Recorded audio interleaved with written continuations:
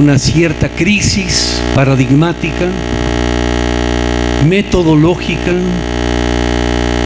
teórica y analítica que permeó las ciencias sociales, y dentro de las ciencias sociales llegó incluso a las aulas. Nosotros aulas decimos el lugar donde se imparte la clase.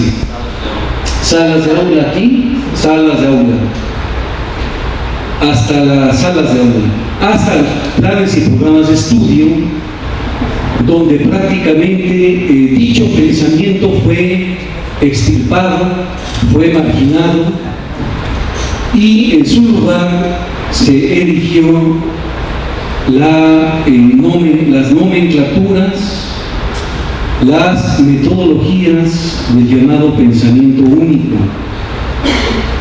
Una serie de autores lograron la hegemonía, y aquí ya se habló, rescataron las viejas teorías burguesas dominantes del desarrollo que emergieron después de la Segunda Guerra Mundial.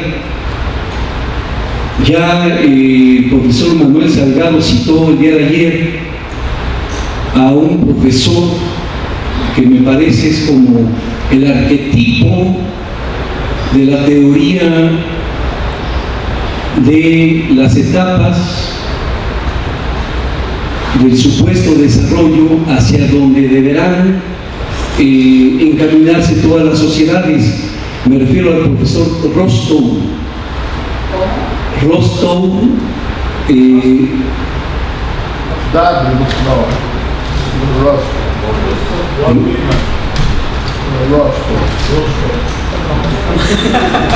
Sí, queda claro, ¿no? Quien escribió un libro, ya un libro que es en el acervo, digamos. Por ejemplo, en México fue traducido por el Fondo de Cultura Económica, donde el autor recibió el Premio Nobel de Economía por ese texto. Y fíjense el texto que mencionó, el título, digamos, se llama Las etapas del crecimiento económico, : un manual anticomunista. Y por esa razón recibe el premio Nobel el señor Rostow, ¿no? Otro gran connotado teórico de la escuela austriaca, el profesor Friedrich von Hayek, escribió varios libros. Uno de ellos, fíjese el título, el camino de la servidumbre. Este señor Hayek recibió también el galardón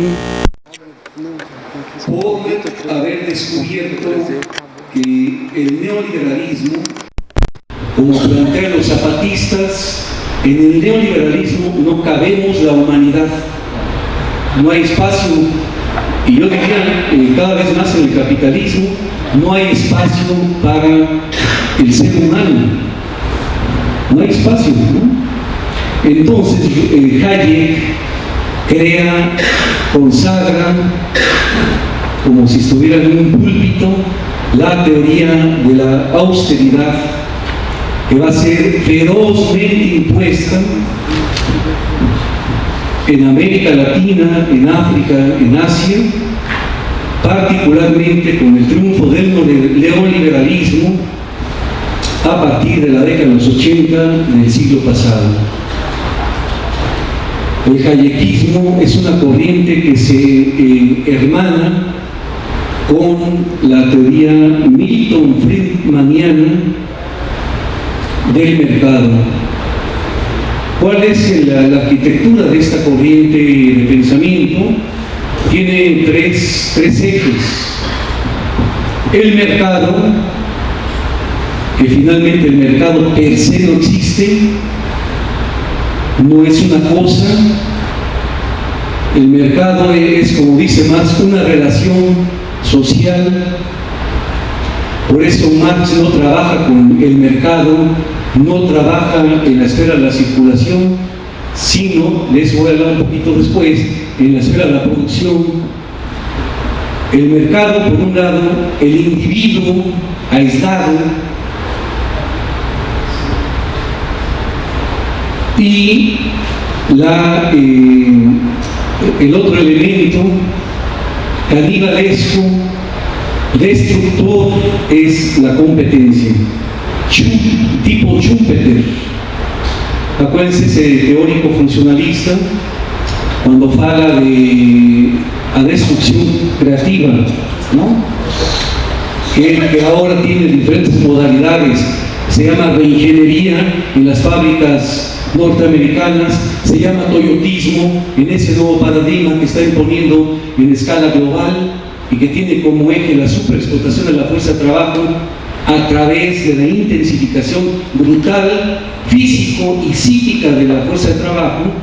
Esa es la reingeniería, volver a empezar en todas partes, y hoy de manera brutal se está imponiendo en Europa, sobre todo en los países más, en los países, digamos, menos, entre aspas, avanzados, como son los del sur, ¿no? España, Francia, Grecia, Portugal, donde se está imponiendo este esquema, digamos, de la destrucción creativa para poder comenzar de nuevo. Se despiden a miles de trabajadores de las fábricas para volverlos a recontratar en condiciones brutalmente disminuidas en términos sociales, en términos laborales, en términos de los derechos contractuales, incluso en términos de los derechos humanos. La reingeniería es una práctica gerencial, empresarial brutal, que tiene como eje la intensificación de la fuerza de trabajo.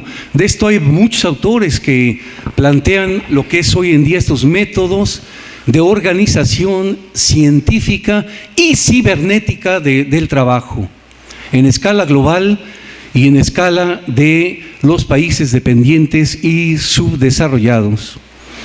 Entonces son tres ejes, y toda esa ideología fue introducida de manera sistemática en universidades, en institutos y centros de pesquisa, hasta llegar a los planes de estudio.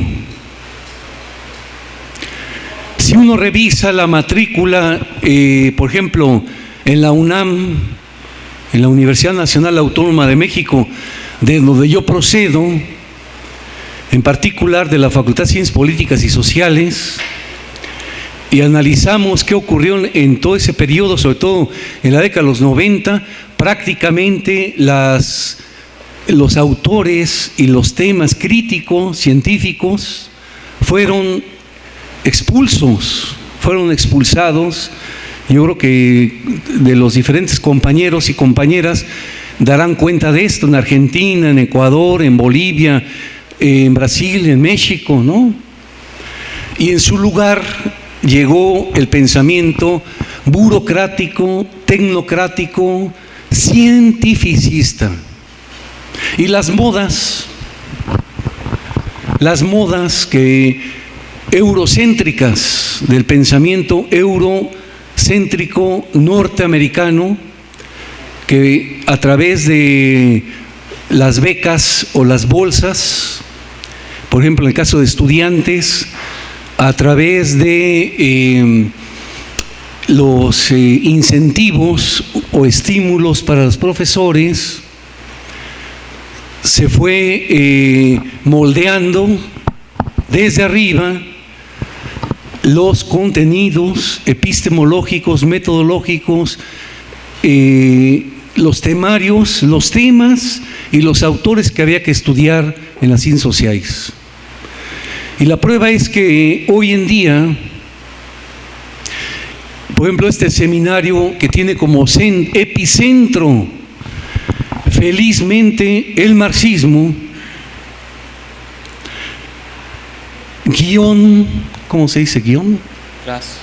Trazo, marxismo, dependentismo, que es una discusión, es muy importante, porque es rescatar, fíjense, la crisis teórica de la que hablan varios autores. Sergio Bagú, por ejemplo, el argentino, tiene un libro, Tiempo, Realidad Social y Conocimiento, donde él plantea la crisis teórica y dice que es una oportunidad para volver a pensar los contenidos crítico-analíticos de las ciencias sociales.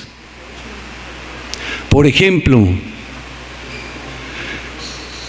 varios autores y autoras se dieron a la tarea de ver este asunto. Por ejemplo, aquí en Brasil, las ideas críticas de un Octavio Gianni, uno de los mejores sociólogos brasileños y latinoamericanos. Octavio Gianni, para mencionar. Entonces, la crisis teórica fue un reto, digamos, para poder pensar, pero eso se dio en micro seminarios, en micro talleres, porque detrás de la imposición del pensamiento único está, y lo voy a decir así, la profunda derrota del movimiento revolucionario latinoamericano, del encarcelamiento de dirigentes revolucionarios, sociales, sindicales, intelectuales, y finalmente el exilio que padecieron muchísimas personas, por supuesto, entre ellas Marini, Rui Mauro Marini, que pasó 20 años fuera de su país, Brasil. Prácticamente quedó el campo, el espacio-tiempo quedó fértil para que florecieran la recuperación de las viejas teorías, como aquellas teorías de los movimientos sociales y los sujetos que venían a sustituir al concepto clase social, lucha de clases.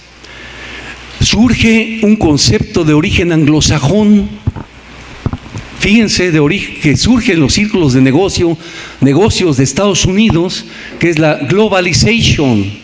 Suena muy bonito, pero no dice nada. ¿Qué es la globalización? Para sustituir categorías que ahora se están rescatando en este seminario como imperialismo, o para poner un agregado, neoimperialismo, y afortunadamente rescatar una serie de hipótesis, de categorías, como presentaba ayer el profesor Salgado, de conceptos sin los que no es posible la ciencia social.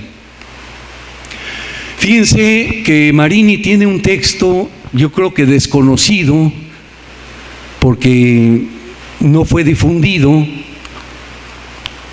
salvo entre los círculos de la izquierda, Razón y sin razón de la sociología marxista. ¿Alguien conoce ese texto? Bueno, además de los iluminados como Jaime Osorio. No, Jaime lo conoce, pero en general difícilmente se conoce un texto. Me parece que está en la red, Marini Escritos. Ese texto es una oda al pensamiento sociológico latinoamericano. Ahí Marini plantea, por ejemplo, que una disciplina, una ciencia social, tiene que tener por lo menos 3 elementos: un método de análisis, una teoría u aparato teórico conceptual, y por último un objeto de estudio. Si nos atenemos a esta propuesta para reconstruir nuestras ciencias sociales críticas, tendríamos, y aquí recupero un problema que se ha tocado en los días anteriores, el problema del sujeto en las ciencias sociales, que está difuso, está perdido, ¿no? Cuando le preguntamos a los estructuralistas o neoestructuralistas, ¿quién es el sujeto en su concepto? A lo sumo dicen el Estado. ¿Pero qué es el Estado? Es que el Estado tiene que intervenir para mejorar la distribución del ingreso. ¿Pero cómo? ¿Quién? Si cuando preguntamos al funcionalismo sociológico cuál es su sujeto, un funcionalista como Gino Germany, por ejemplo, que es la mejor expresión del funcionalismo latinoamericano, aunque él es de origen italiano, pero se avecindó en Argentina, política y sociedad en una época de transición, es el texto básico, con categorías funcionalistas, rol, función, juicio de funcionalidad, anomia, y lo aplica al caso de América Latina para estudiar la transición desde sociedades tradicionales a sociedades modernas. ¿Cuál es el sujeto en Gino Germany? No hay sujeto, ¿no? ¿Cuál es el sujeto del neoliberalismo burgués? Los empresarios. ¿Qué es el mercado? Entonces, yo aquí coloco esta cuestión. Creo que es importante no perder de vista que una ciencia social que carece de sujeto tiene un método, por ejemplo, la economía neoclásica basada en la competencia perfecta, en los esquemas estos abstractos matematizados sobre la oferta y demanda, sobre la curva de la competencia, sobre costos de producción. Está bien, ese es el método, son las categorías, pero ¿cuál es el sujeto, por ejemplo, en la teoría neoclásica? Eso tenemos que verlo. Si uno le pregunta desde ahora a Marx, oye Marx, ¿cuál es tu sujeto? O al marxismo científico, él nos dice, es el proletariado, dentro del cual está la clase obrera. No es lo mismo proletariado, clase obrera, ojo. Y hay que leer el Manifiesto Comunista de Marx y Engels para ver la diferencia que hoy podemos establecer. Hoy ya no se habla de proletariado, ya no se habla de clase obrera. Fíjense una cuestión que es fundamental. A partir de la década de los 80 del siglo pasado, dentro del marxismo comienza a surgir toda una corriente de pensamiento que va a ser una reflexión de los Grundrisse de Marx, aquellos libros, 3 tomos, que en alemán significa, en castellano, en portugués también, os fundamentos, os borradores, ¿cómo se dice aquí?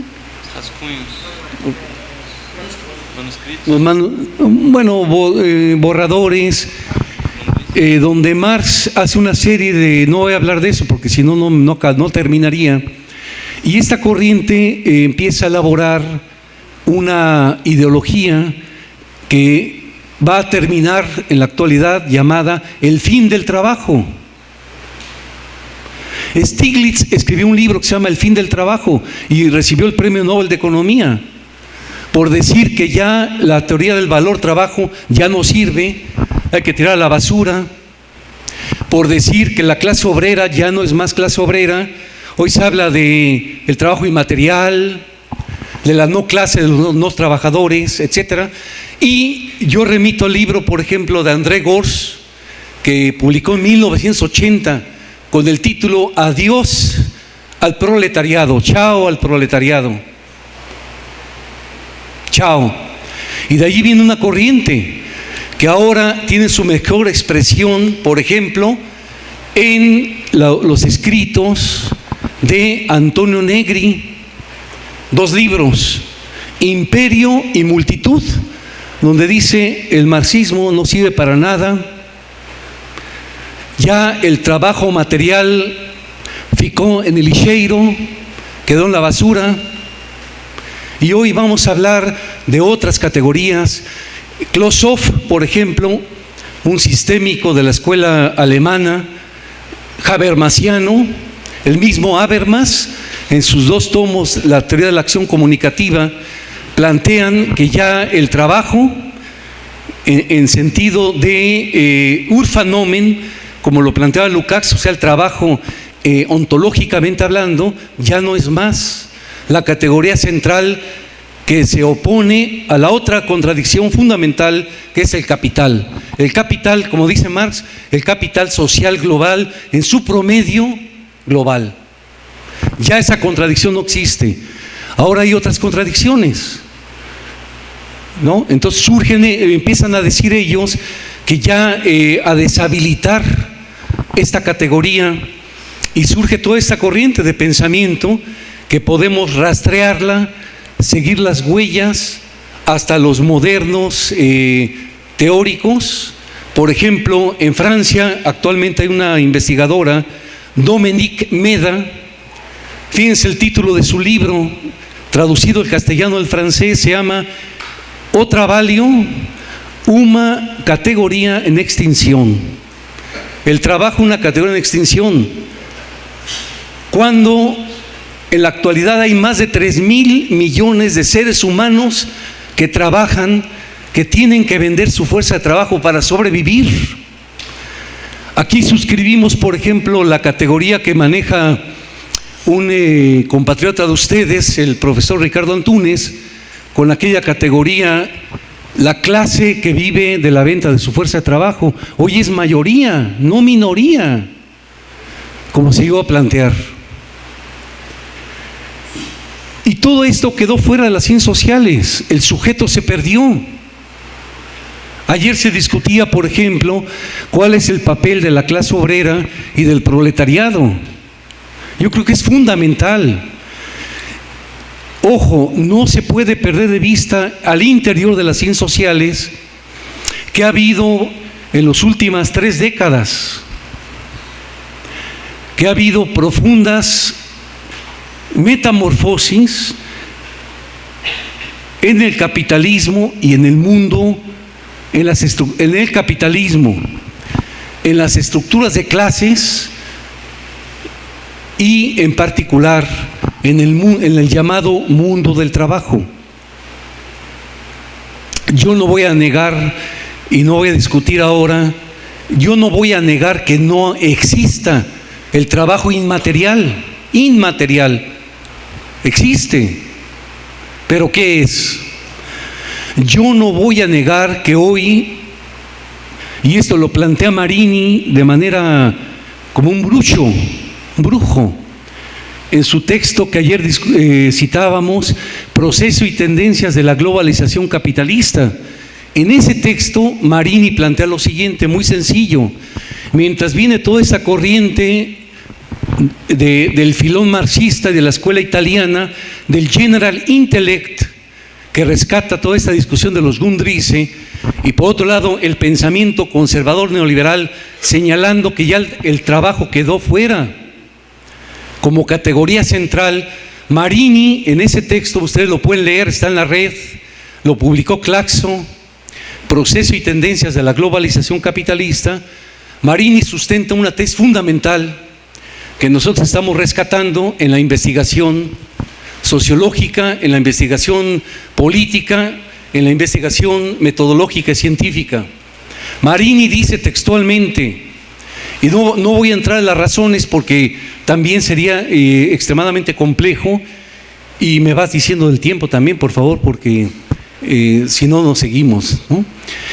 No voy a entrar en esta discusión, pero Marini, fíjense, contrariamente a lo que plantean los teóricos del fin del trabajo, Rifkin, Closov, Habermas, toda la escuela sistémica, André Gorz y tantos otros, Marini plantea que a partir de la década de los 80 y 90, de los 90 del siglo pasado, porque es un texto del 95, el trabajador como categoría se convierte en la categoría esencial productora de ganancias extraordinarias, de lucro extraordinario. Ese es el planteamiento de Marini. Acá lo están deshabilitando y acá se está reivindicando. Tengo 5 minutos, voy a tratar de sintetizar la idea. Tratar de hacer un resumen, ¿no? No quiero que se me escape una idea que tiene que ver con todo lo que he dicho. ¿Por qué es necesaria, fundamental, una teoría con mayúscula, con mayúscula, una teoría de la dependencia y marxista? ¿Por qué? Esto tiene que ver con una discusión teórica. La corriente de la Escuela de Sao Paulo, encabezada por el sociólogo Fernando Henrique Cardoso, desde los años 70, la escuela y varios autores brasileños y fuera de Brasil negaron rotundamente la existencia de una teoría de la dependencia, y en su lugar ellos plantearon un enfoque, pero es una cuestión completamente distinta. ¿Por qué el enfoque? Porque eso tiene implicaciones epistemológicas, ideológicas y políticas profundas.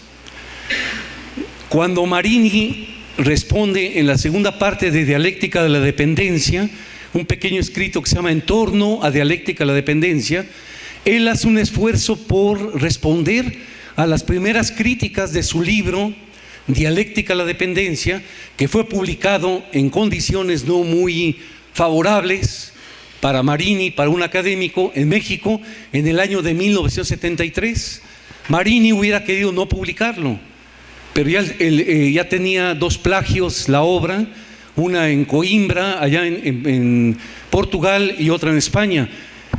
Fue casi forzado que publicara el texto. Entonces Marini escribe un post-scriptum, o sea, en torno a dialéctica, para especificar este punto. Y responde lo siguiente: dialéctica de la dependencia, ya voy resumiendo, es un esbozo, no es la teoría en general, para coadyuvar, para invitar al colectivo a desarrollar una teoría del capitalismo dependiente latinoamericano, que no es distinto al capitalismo global. Vania Bambirra lo especifica en su texto. En la noche me imagino que vendrá por acá y le pediremos que nos hable. En su tesis central: no hay una teoría de la dependencia, del capitalismo dependiente, dice Vania, porque eso ya lo hizo Marx. Marx ya hizo la teoría general del modo de producción capitalista.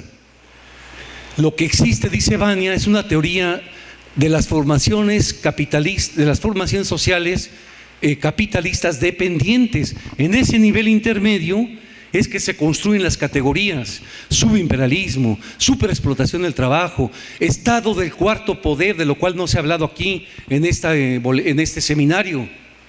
El estado del cuarto poder, que Marini lo teoriza a partir de los acontecimientos brutales de la dictadura en Chile. Es decir, por esa razón era importante tener políticamente, estratégicamente, epistemológicamente una teoría de la dependencia. ¿Qué decían los otros? No, es un enfoque. ¿Y cuál es el método que plantean de manera ejemplar? Cito el libro clásico de Cardoso y Faleto. Su libro, el método que plantean es un método weberiano, sociológico weberiano, del análisis concreto de situaciones concretas de dependencia. Así definen ellos su método, que critica Vania Bambirra en su libro El capitalismo dependiente latinoamericano. Hace una crítica muy buena, muy profunda de ese libro, de ese libro, que de hecho es una tipología, entre comillas, del desarrollo capitalista y asociado, así le llaman ellos. Pero ¿cuál es lo sustancial de todos los teóricos del enfoque? Todos. incluso la propia CEPAL y los neodesarrollistas los voy a incluir aquí. ¿Cuál es la concepción, ya por último, la concepción esencial, sustancial? La dependencia existe, sí, pero como una categoría coyuntural, como una transición que puede ser superada sin superar el capitalismo. Y eso contradice la teoría de Marini. Marini, en toda su obra, en todos los textos, y eso lo podemos discutir, plantea una articulación. No es posible, ojo, ni en Corea del Sur, no es posible superar la dependencia si no se transita al socialismo. Esa es la tesis esencial, fundamental de Marini, que tanto costó y por eso lo exiliaron. ¿Me explico? Y lo estamos viendo hoy en día. El neodesarrollismo no tiene horizonte ya. Está en crisis. El neodesarrollismo está en crisis epistemológica, política, social, cultural, incluso espiritual. Porque el capitalismo está en una profunda crisis, como dice István Mesaros, una crisis estructural, sistémica, porque ya se instaló del sistema. Y el capitalismo histórico del Carla Wallenstein, en su concepción, está en un cuasi estancamiento productivo, en un cuasi estancamiento planetario. Ya aquí se habló del capital ficticio en los términos de Marx.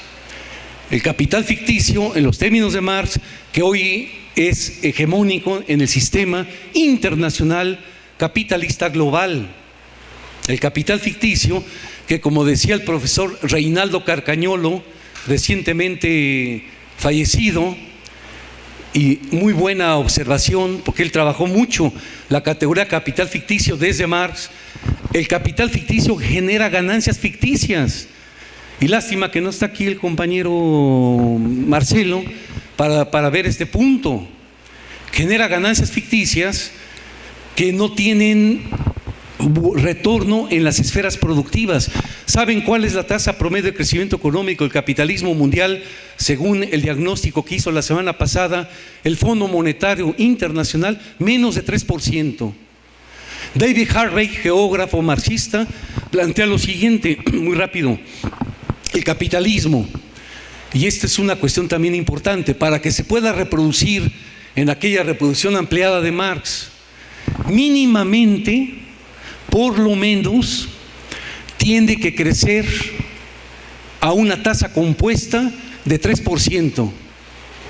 Platicábamos hace rato con el compañero Juan, si quitamos la región asiática, China, India, porque los BRICS se acabó, los BRICS fue una ficción teórica, eso no existe. Los BRICS famosos, como tampoco los NICS de los años 70 y 80, o los países en vías de desenvolvimiento, eso no existe. Si quitamos Asia, el capitalismo no crece ni a una tasa del 2%. Incluso Europa, los 27 de la Unión Europea, si sacamos el promedio, con dificultades llega al 1%. Hablamos de los imperios más grandes del sistema capitalista global, del centro, que son Alemania, son Francia, Inglaterra, que hoy segundo lugar, por supuesto el centro del imperialismo, que es Estados Unidos. Y Estados Unidos tiene una crisis que se llama abismo fiscal, ¿está bon? Abismo, un precipicio fiscal fiscal, que no está solventado y que pronto, para el año que entra, va a precipitar otra vez. La tasa de desempleo hoy en el promedio del capitalismo europeo es más del 10%, está al nivel de lo que tenía en los años 70.